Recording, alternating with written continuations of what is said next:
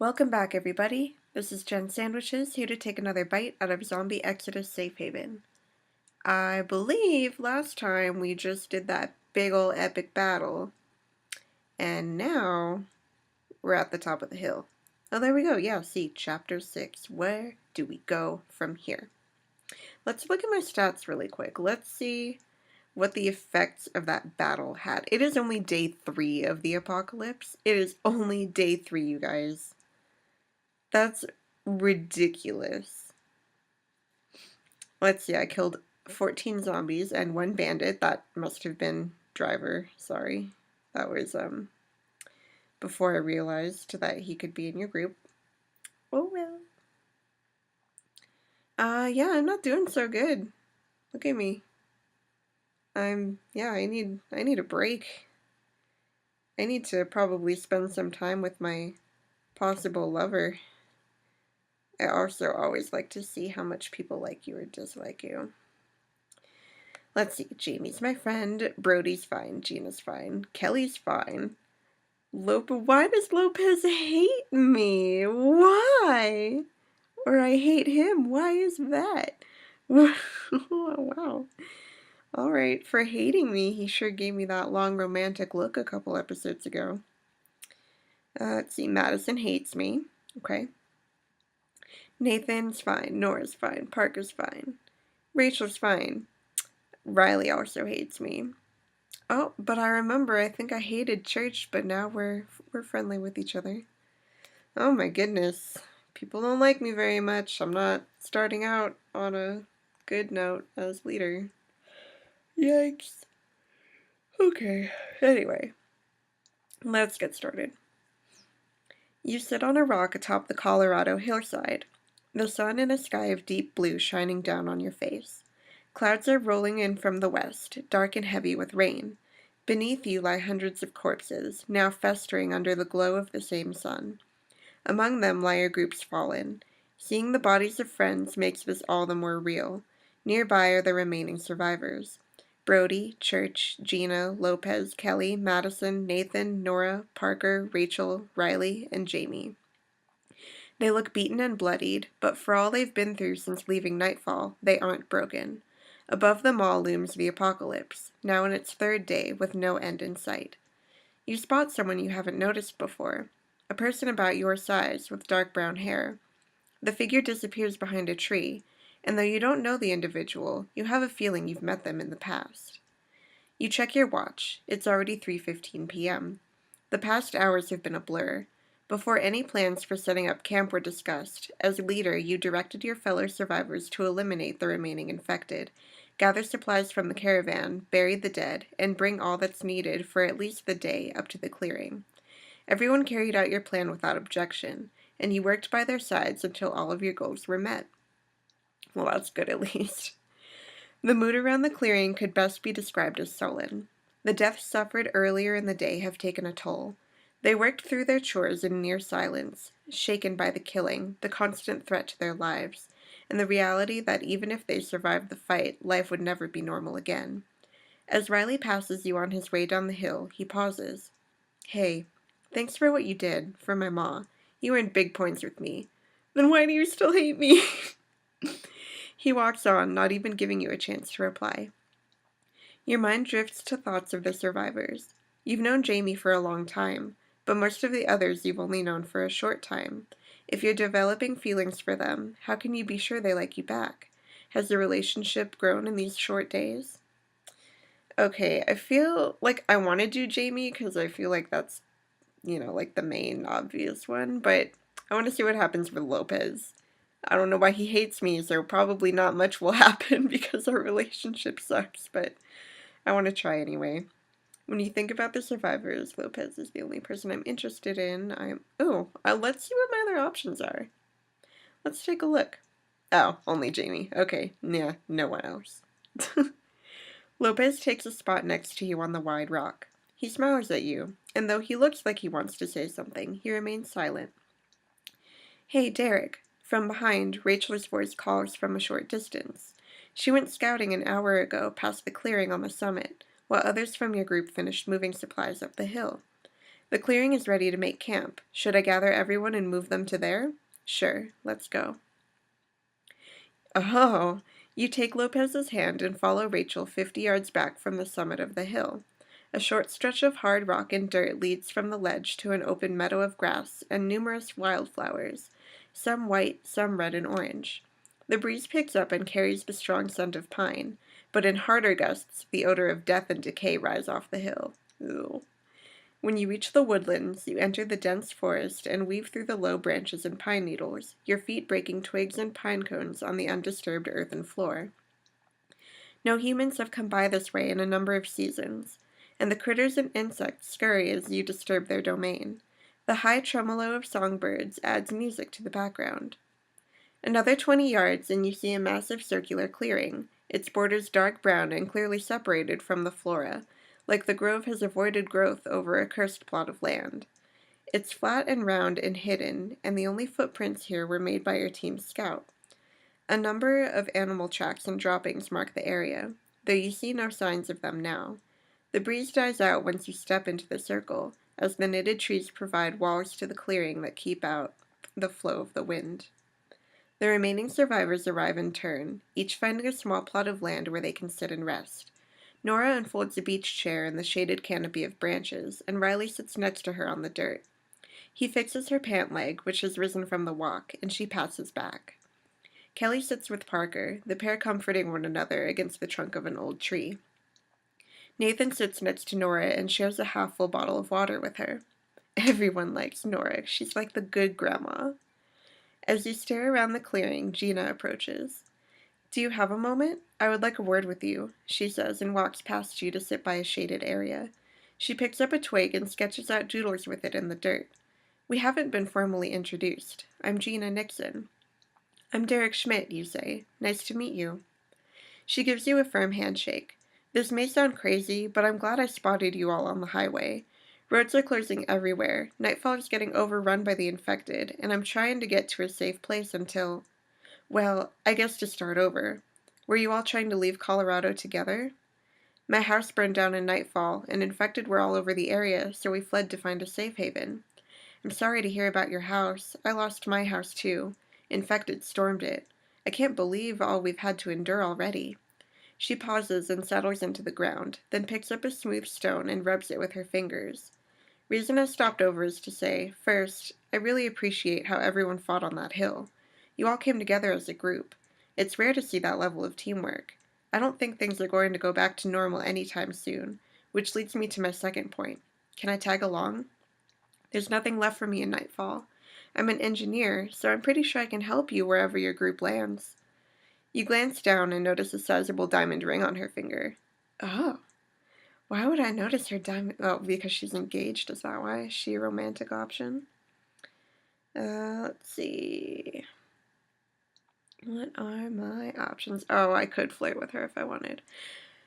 I wonder if I should try. I guess, why not? Like, yeah, I don't know. Wow, that's mean. This one, sure, you can join as long as you give me that ring on your finger. What a dick. I'm not gonna be a dick.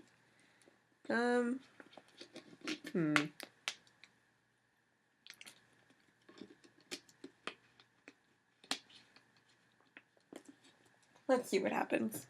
I'll flirt with her. Gina's face reddens and her eyes narrow. I just lost someone, dude. Oh, fuck. I fucked it up, guys. I just lost someone due to this outbreak. I'm not looking to get to know anyone yet. Her smile turns into a frown and she stares at the ground. Oh no, I'm sorry. I'm so sorry. Sometimes I speak too fast and say something I shouldn't. Gina shrugs. It's fine. Thank you for letting me join. These last few days have been really rough, and knowing I have a group to join is the start of something good in my life. Maybe the stars finally aligned, and my luck is changing. Whoops. As everyone finds a spot in the clearing, you step into the middle of the 40-yard wide clearing. I'd like everyone to gather around so we can discuss a few things, you say. Everyone is tired and hungry, so I promise to keep this real short.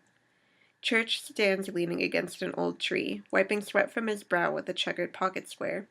Gina looks for a clear spot to sit, and Kelly waves her over. Riley, Madison, and Brody are last to enter the clearing, having spent the most effort dealing with the last of the infected horde. With the entire group present, let's see, we could do a straightforward, detailed plan. I think I should address the loss of everyone first, because I think that's why almost everyone hates me. God, order and discipline, simple plan. No, I'm gonna address the loss of people. You stand before the semicircle of survivors and project your voice with compassion. First off, I want to say how sorry I am for what happened in the battle. I'm shocked and sad over those people we lost.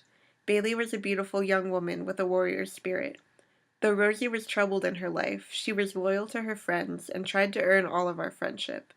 Woody was a fun-loving, intelligent man and loyal cousin to Jamie. No one deserves to die, especially in the way it happened. All we can do now is keep each other safe.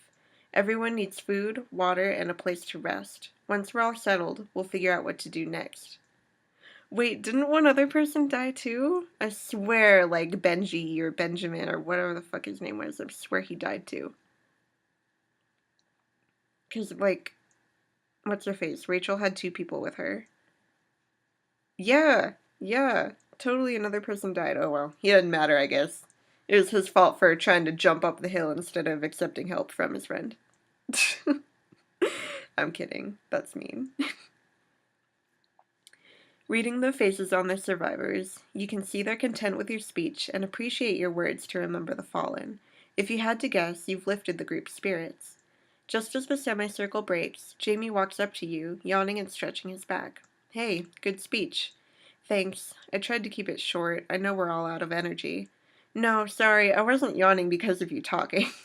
I don't even remember what sleep is like. Rachel joins the 2 of you. Well, Jamie, right after you eat, you should nap for a few hours. Maybe, we'll see. He looks at the dirt floor of the clearing, and you can see his mind working over all of the things that need to be done. So, Derek, whilst I have you aside from the group, I thought it would be wise for us to pick a person to act as a quartermaster of sorts, one who can inventory and track our supplies. Not to play favorites, but I thought one of your group could do so. Who do you have in mind, you ask? Parker, perhaps? He worked as a museum curator and might be more suited to cataloging weapons than firing them. To put it nicely, Jamie adds. That would be a good use of his talents, you say. Then there's Nora. She wants to help but has limitations. This gives her a charge, and her motherly disposition suits her to the task. Jamie smirks. I sure wouldn't cross her. Rachel nods her head towards the side of the clearing. Kelly might be a proper choice. She's a bit troubled over not winning the leadership vote, and this helps to show her she's a vital member. So what do you think, Derek? Jamie asks. You can't do everything yourself, so you better start delegating. Not Kelly, because I don't like her. Parker might be a good choice, but I feel like Parker's more capable of doing other things than Nora, because, Nora walks with a cane. What? Like, Parker could at least help scout for food and stuff, or, I don't know, whatever. Keep the camp clean, cook, who knows, but Nora, well, I guess Nora could cook too and help keep the camp clean, but this way she can feel super important. Nora is the best choice. Let's go tell her. The 3 of you walk to the side of the clearing, where Nora sits on her beach chair and Riley is digging through several large designer suitcases. The luggage, is it Louis Vuitton? Rachel asks, admiring the 4 elegant bags. You like 'em? Nora says, grinning and wide-eyed. Damn, they look expensive. Jamie steps over and runs his hand down the side of the brown and red leather exterior. It says Brianna Carter on the side. Riley shoots a look of annoyance at Jamie. Hands off, big guy. Nora, we came to speak to you for a moment, you say. We were talking about the group and realized we need to divide up some of the responsibilities. One job is to track all of our supplies and manage who's taking them and what we need to survive. Nora tilts her head and scrunches her face. Like an inventory supervisor? Precisely, Rachel answers. Jamie crosses his arms over his chest. Everyone respects you, ma'am. We figured you'd do the job best. Look, my ma is not out here working for you guys, Riley says with a sharp tone. We're just riding this out until the outbreak's over. Nora smacked the back of her son's head. Good! Mind your mouth, boy. I don't need you speaking for me. Now, if the three of you want me to do this, it's hard to say no. Besides, I love bossing people around. Do I get a hat or a badge or something? We'll see what we can find, Jamie says with a chuckle. Thanks, Nora, you say. Now that we're set on someone to manage supplies, let's pool our respective inventories and prepare food for everyone. As the matter of quartermaster is finished, Jamie steps up to you. Hey, I figured you'd want to check out our food supply. When you're done, let me know so I can cook something up. I got an idea for apocalypse stew I want to try out. Sounds delicious. While the rest of the group settles into the clearing and Jamie and Rachel prepare a large campfire, you gather all of the food and water from the various backpacks and from asking fellow survivors to donate what they can spare. Rachel and her group donate the most food, 400 portions, while Parker hands over a healthy amount of 40 portions. You tally the rest. Jamie contributed 50 portions. Nora and Riley handed over 60 portions. Church, 20 portions. Gina, 40 portions. Lopez, 10 portions. Lopez, why are you so stingy? You're supposed to be my romantic interest and be nice to the group because that's what I want. Totaling all contributions equals 620 food and 330 water. We don't have a lot of water. Looking at your personal supply of 75 food and 92 water, you contribute, okay, not all of it because, whoa, that was weird. Not all of it because I don't really fully trust everyone. I'll do like, yeah, I guess half because that'd give me like, some. You contribute 38 food and 46 water, making the group total 658 food and 376 water. Jamie and Rachel stand over a campfire, thin gray smoke rising above it. Crackling logs hiss and pop, and Brody tosses in a long branch, which flares as it meets the flames. At the edge of the clearing, survivors have lined the ground, not the group, with their makeshift bedding, sleeping bags, and a single 4-person dome-shaped tent for Rachel's group. While you're finished cataloging of food and drink, Riley steps towards you, hands in the pockets of his jeans and glancing back and forth over his shoulders, sheepish in his approach. Oh my god, if he calls me Grunt one more time after this time, obviously. Hey Grunt, how you doing? He says and rubs the back of his neck. Doing okay, Riley. Thanks for asking. Is there something I can help you with? Riley crouches next to you. So here's the thing. A few years ago, I had a job as a line cook, and I actually missed the work. If you needed someone to feed these people, I'd be happy to do it. Believe it or not, cooking is one of my passions, and... He looks over his shoulder. With no one around, he turns back to you. I don't know if you realize it, but yesterday was Mother's Day. I was hoping to put something special together for my ma. Nothing fancy, but maybe a cupcake or a treat of some kind. So what do you say? Need a cook? Based on what Riley has described as his cooking experience and training, you're guessing that Riley is a better cook than you. Also, he would truly appreciate the opportunity to cook for the group. Jamie is already assuming he'll be cooking tonight's meal and might be upset if he's not allowed to do it. You've never known him to be a great cook, but maybe he's gotten more practice at his recent job. Yeah, I'm gonna let Riley do it. I don't think Jamie will be that upset, to be perfectly honest. He seems pretty laid back. Here, we'll be fair. We'll talk to him about it. Yeah. Riley's forehead creases, then his eyes widen. Oh, sure, no problem. Let's get the big guy over here. He turns and cups his hands around his mouth. Yo, Jamie, one sec. Jamie drops a log onto the roaring fire, and strides over. What's up? You speak up. Riley wanted to know if he could cook the meal for the group. I told him you were already planning to do it, so it's up to you to decide who does it. What do you think? I don't have a problem with that, Jamie says. If you want the job, Riley, I'm happy to hand over the chef's hat. I'll go finish getting the fire where it needs to be. Come on over when you're ready to start. Jamie heads off to the campfire, and Riley claps his hands together in excitement. Yes, I got this, Grunt. Trust me. These people won't know what hit them. I'll knock their taste buds into next week. Okay.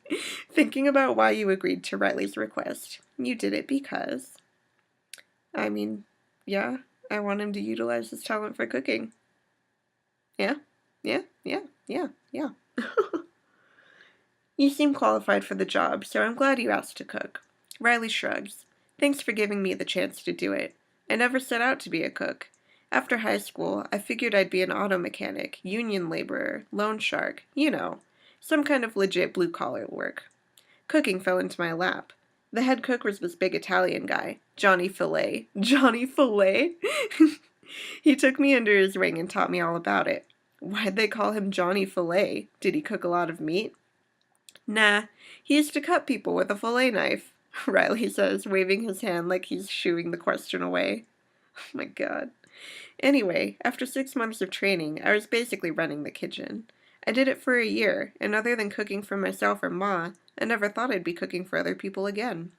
At least there's that to look forward to. Well, I talked your ear off enough. Thanks, Grunt. Quit calling me Grunt. Riley stands and trots towards the campfire. Alright, well, that's, yeah, I'll stop there. I know it's a weird place to stop, but I'm out of time. I told myself I'd try to keep